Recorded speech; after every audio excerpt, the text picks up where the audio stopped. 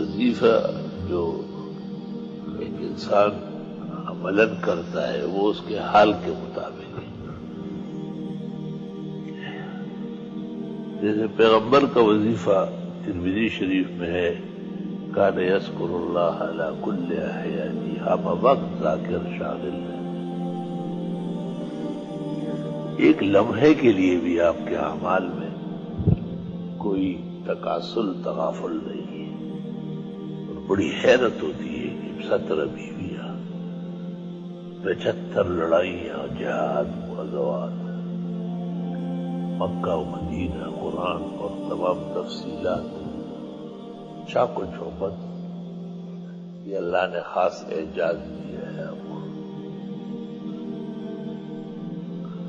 امت کو جو یہ 5 فرض نمازیں ہیں یہ بھی ایک زبردست وظیفہ ہے. فجر سے شروع ہو کر رات تک جسم پاک، کپڑے پاک، جگہ پاک، زبان پر اللہ کا ذکر، تکبیر، تبجیل، تحلیل، تقدیس. اللہ تعالیٰ نے پھر جن کو موقع دیا ہے وہ اور حسنات کرتے ہیں.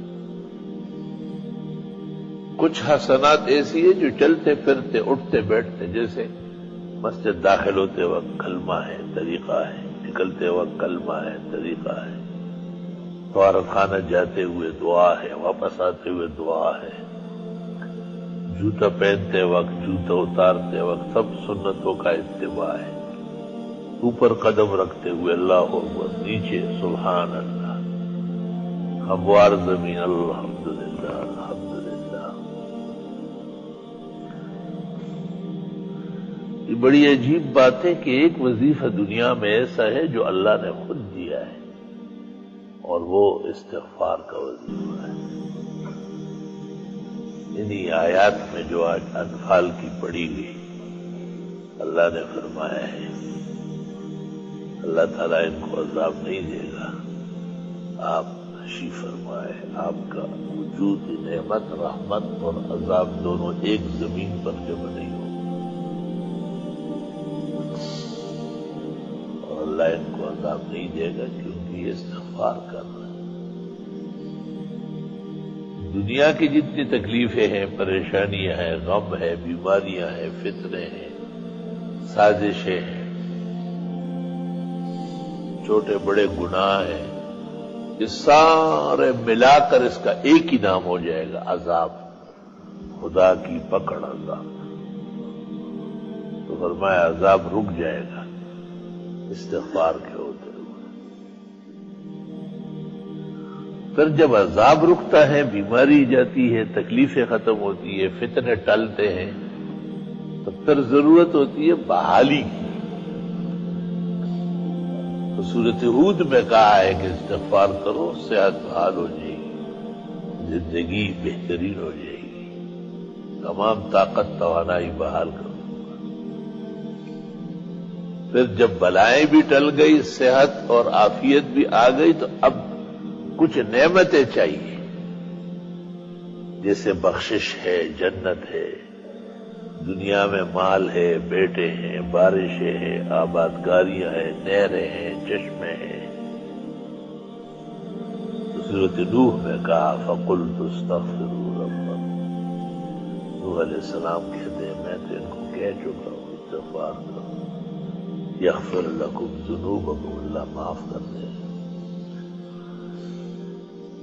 اور آسمان سے موسلادھار بارش بھیج دے.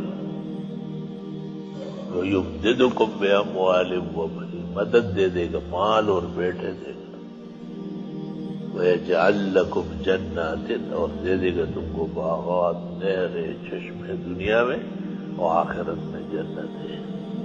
وَيَجْعَلْ لَكُمْ أَنْهَارًا، تمہاری نہریں جاری ہو جائیں گی، تفسیر کی نہر، حدیث کی نہر، فقہ کی نہر، ناظرہ کی نہر، حفظ کی نہر، تجوید کی نہر، اعدادی اور دور حدیث تخصصات، پورے عالم میں آواز گونج، توحید کے چرچے، سنتوں کی اشاعت، رد شرک اور بدعت، رد رسم فاسد، رد ماحولیات قبیحہ، رد منکرات، تلقین المعروف والحسنات.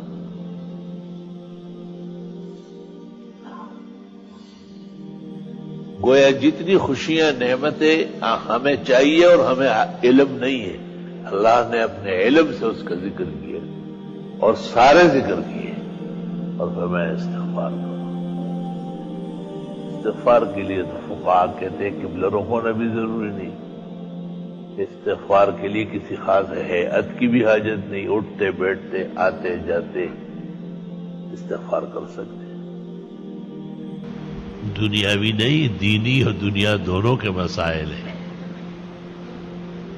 سورۃ انفال میں اللہ نے فرمایا ہے کہ استغفار سے عذاب رکتا ہے۔ سورۃ ہود میں فرمایا ہے کہ طاقت تمہاری بڑھ جائے گی، استغفار کرتے رہو۔ سورہ نوح میں فرمایا انہ کان غفارا، استغفار سے اللہ گناہ بخش دے گا۔ یرسل السماء علیکم مدرارا، باران رحمت موسلادھار برسے گا۔ وَيُمْدِدُكُمْ بِأَمْوَالٍ وَبَنِينَ، مدد کر دے گا تمہاری مال اور بیٹے دے گا۔ سید الاستغفار یہ تو بہت ہی اعلیٰ و عرفہ ہے، جس کو سید الرسل والنبیین، سید الاولیاء والمتقین، سید الغرر المحجلین، سید الشفعاء یوم الدین، نبی کریم صلی اللہ علیہ وسلم نے سید الاستغفار فرمایا۔ وہ تو بہت ہی اعلیٰ و عرفہ ہے، لیکن وہ طویل ہے۔ صرف اتنا کہنا بھی کافی ہے، استغفر اللہ استغفر اللہ۔ امام ترمذی نے اوزائی سے نقل کیا استغفر اللہ ربی۔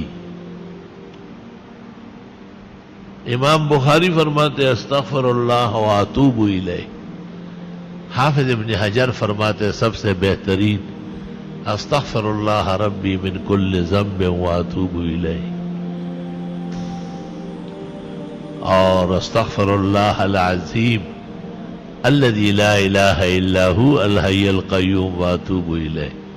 یہ 3 دفعہ پڑھا جائے تو گناہ اگر سمندر کے جھاگ کے برابر ہو معاف ہو جائیں گے، دنیا کے درختوں کے پتوں کے برابر ہو معاف ہو جائیں گے، دنیا کے دنوں کی تعداد میں ہو معاف ہو جائیں گے۔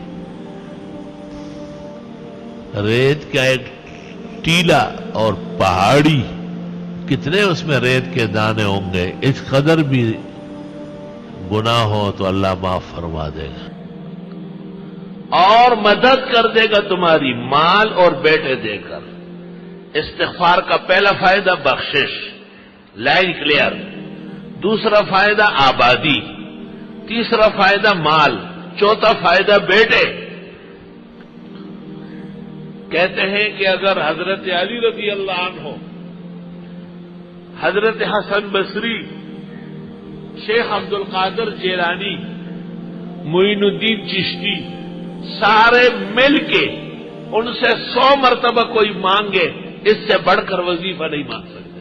یہ سب سے اعلیٰ وظیفہ ہے جو اللہ خود دے رہے، استغفار کا وظیفہ۔ بیٹے، کتنے بیٹے؟ یہ دیکھو کتنے بیٹے آئے ہوئے ہیں، عرب و عجم کے، شرق اور غرب کے، بے حساب، اور پتہ نہیں جب زندگی بے وفا زندگی ساتھ دے گی تو کتنے آتے رہیں گے۔ 2 اعمال ایسے ہیں جو تمام اعمال سے بے نیاز کرتے ہیں۔ ایک استغفار کی کثرت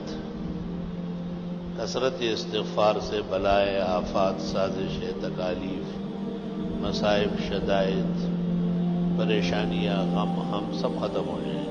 سورہ انفال۔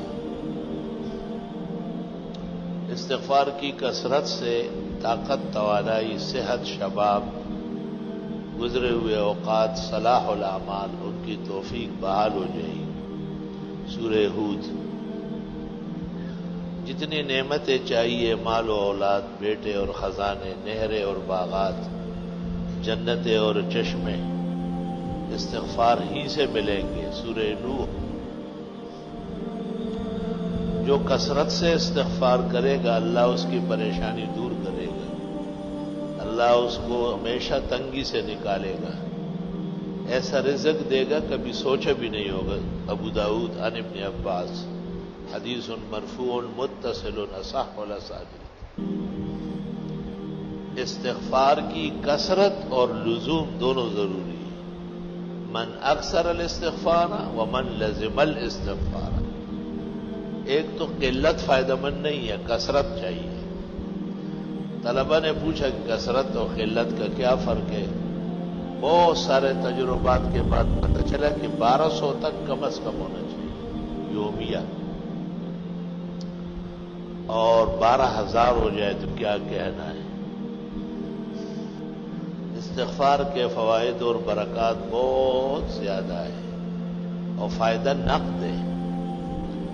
نسائی کی ایک روایت میں ہے کہ جو استغفار کا عادی ہو اور اس کے اعمال میں استغفار کی کثرت ہے، لزوم ہے، فانتحسلا، کبھی ہتھیار اٹھانے کی نوبت نہیں آئے گی، اور فانتحسلا، کبھی اس کے خلاف ہتھیار نہیں اٹھے گا، مؤثر نہیں۔ اس سے بڑھ کر زبردست حفاظتی حصار اور کیا ہو۔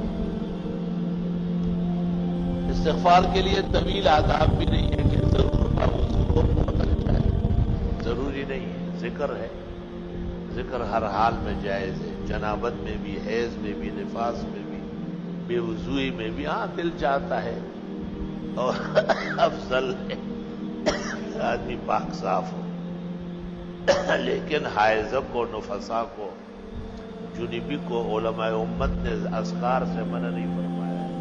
وہ اللہ کا نام لے سکتے ہیں، استغفار ذکر الہی ہے، یعنی اٹھتے بیٹھتے آتے جاتے ہر حال میں استغفار جائز۔ لا الہ الا اللہ استغفر اللہ واتوب الیہ۔ پیرانی پیر شیخ عبد القادر جیلانی نے ایک موقع پر لکھا ہے کہ جن کو استغفار کا پتہ ہے اور پھر وہ پریشان ہوتا ہے، فرمایا بہت بڑا کذاب اور جھوٹا ہے۔ یہ تو خدا کا فیصلہ ہے کہ آپ استغفار کریں، میں پریشانیاں دور کروں۔ اب یہ کہ ہمیں محبت چاہیے، آرام چاہیے، عزت چاہیے، حلال دولت چاہیے، وقار چاہیے، حفاظت چاہیے، خدا تیری نصرت چاہیے، بندوں کے ہر شر فساد سے بچت چاہیے۔ اس کا ذکر اللہ نے سورۃ نوح میں کیا ہے 29ویں پارے میں کہ یہ بھی استغفار سے ہو، لے سارا کام استغفار سے ہو۔ یہ پڑھا کرو، جتنے استغفار آپ کو یاد ہے بہت زیادہ پڑھو، کم پڑھنے سے نہیں کام چلے گا، کیونکہ دنیا کی تمام تکلیفیں، رنج اور غم، صدمہ اور مصیبت، فتنہ اور پریشانی سورۃ انفال میں ہے، استغفار سے ختم ہو جائے گا۔ استغفار ہمیں کرنا چاہیے۔ اب ایک آدمی استغفار کر رہا ہے اور وہ فائدہ محسوس نہیں کرتا تو قرآن تو سچا ہے، ہمارا ایمان ہے، اس میں کوئی کمی ہے؟ وہ عورت نے وہ چاند دیکھا ایسا، چاند کی طرح، تو انگلی کے ساتھ کوئی چیز لگی تھی نامناسب، کہنے لگی چاند تو بہت اچھا لیکن بدبو آ رہی۔ بدبو تو آپ میں ہے، چاند میں تھوڑا ہی ہے۔ اب اپنے آپ کو اس معیار پر لانا ہے کہ ہمیں استغفار سے وہ فائدہ پہنچے جو اللہ تعالیٰ نے سورۃ انفال میں بیان کیا ہے۔ وما كان الله ليعذبهم وانت فيهم وما كان الله معذبهم وهم يستغفرون۔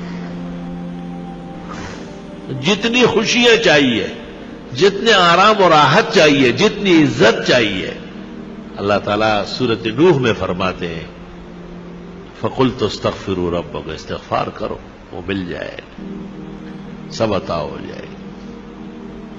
ہمیں بھی دعاؤں میں یاد رکھو، دینی مدرسوں کو بھی، طلباء کو بھی، اور یہ موجودہ پریشانیوں کو بھی، اور استغفار کی کثرت کرو۔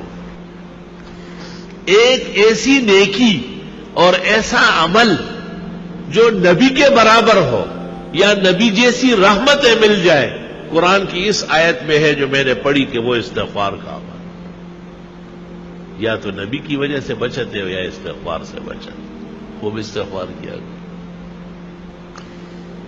بعض راتیں مناؤ، باقاعدہ بعض اوقات منا لو کہ بھئی میں سحری میں اٹھوں گا اور سورج نکلنے تک استغفار کروں گا۔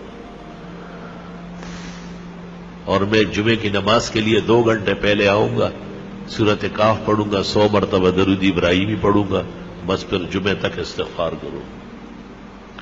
جمعے میں اتنا ٹائم نہیں ہے، چلو عصر سے مغرب صحیح ہے، مغرب سے عشاء تک کچھ تو ادھر کنڈے زویا سوخو بویا، کچھ تو کرے آپ، اپنے آپ کو ذرا قیمتی بنائے. اور 5 سے لے کے 10 دن میں 10,000 مرتبہ استغفر اللہ ربی من کل ذنب واتوب الیہ، استغفر اللہ الذی لا الہ الا هو الحی القیوم واتوب الیہ. پھر 35 دنوں کے اندر 75,000 مرتبہ، اور پھر 40 دن کے اندر 1,00,000. کوئی دعا ایسی کائنات کی نہیں جو قبول نہ ہو، خاص کر رزق کی تنگی، مالی تنگی، سب کے سب چھٹ جائیں گے. دوسرا کام استغفار کا ہے مرادیں پوری ہونا، دعائیں قبول ہونا. پیسوں کے لیے آپ استغفار کی کثرت کریں. جو شخص کہتے ہیں مجھے پیسے ملنے چاہیے، استغفار کی کثرت کریں. یہ گپ شپ کی جگہ نہیں، یہ حقیقت کی جگہ ہے.